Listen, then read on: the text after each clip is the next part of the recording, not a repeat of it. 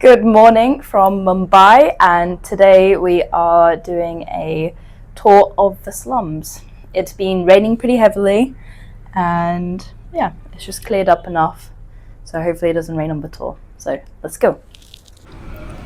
At the moment, staying at Cowie's hostel, where a private room will set you back about £39. It's really close to the gateway of India. So we're waiting for a taxi now, and as you can see, the streets is filled with loads of different trees. It's kind of like being in a jungle. It's really pretty. The street actually reminds me of Jumanji a little bit. And what I really have been enjoying seeing is all the street art that's everywhere. There's so many places that are painted.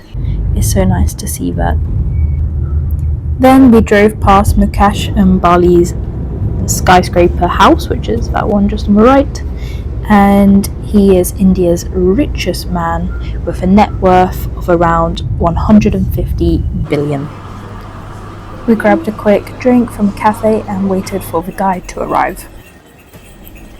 And welcome to Dharavi, the beating heart of Mumbai's informal economy. With over 2 million people packed into a mere 2.4 kilometers squared, it's one of the world's most densely inhabited places.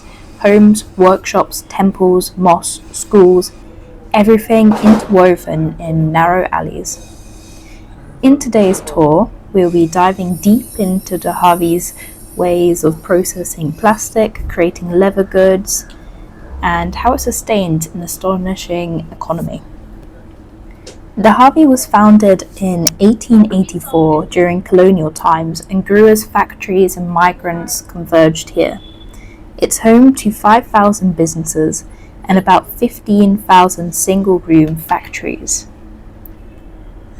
Its annual turnover is estimated between 1 and 2 billion.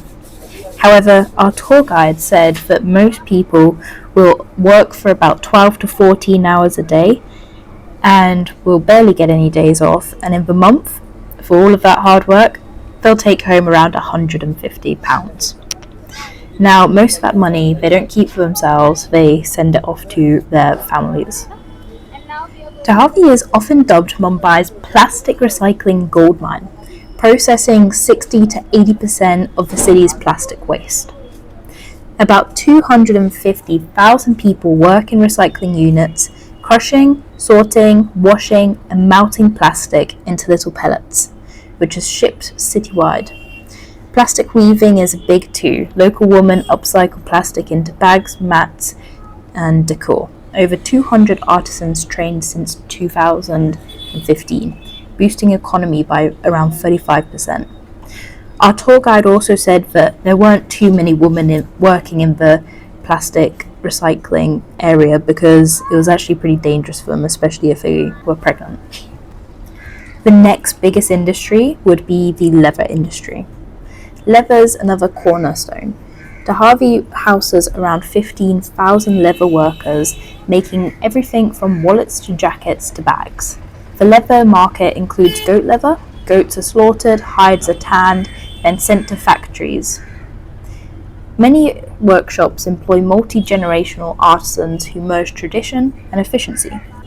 Our guide told us that there's quite a few animals that they are not allowed to kill, such as snakes, cats, and, of course, cows, which is something I've been noticing on the menus lately. I definitely won't be getting any steaks or burgers. So here's the leather, and this leather here is from goats.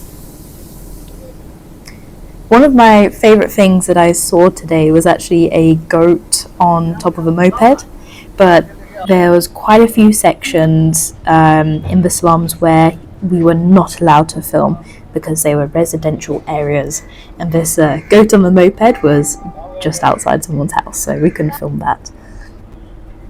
Another big industry is Dharavi's pottery hub, which is over 100 years old.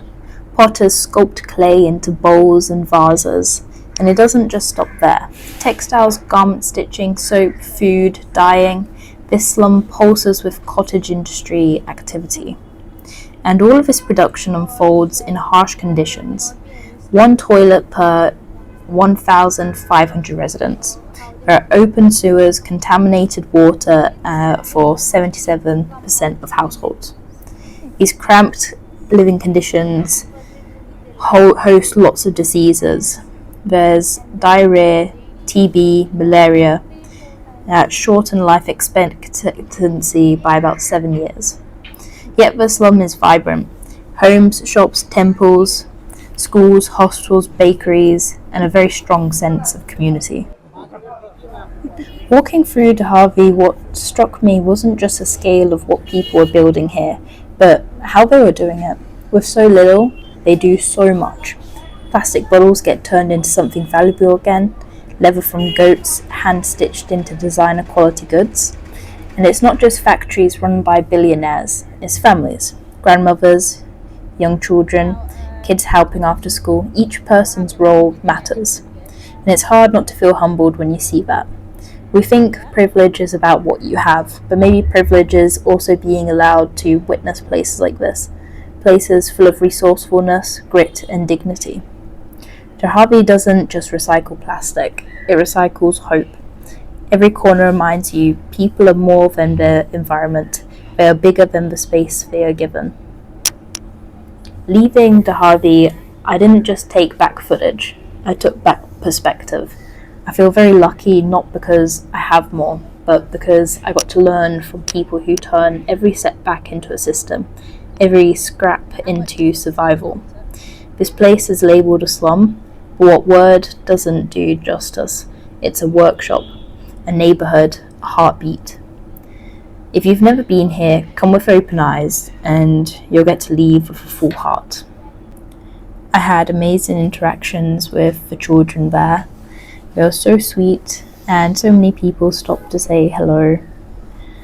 And yeah, I feel very, very grateful that I was able to see this and very grateful for everything that I have in my life. It really puts your life into perspective coming here. And it also makes you think about where your clothes are coming from, where your rubbish goes. There's so much that goes into all of this that we never even think about. But when you come here, you see everything for how it truly is. But yeah, that's everything for today. Thank you so much for watching, and if you guys did like this video, don't forget to comment, subscribe, and like.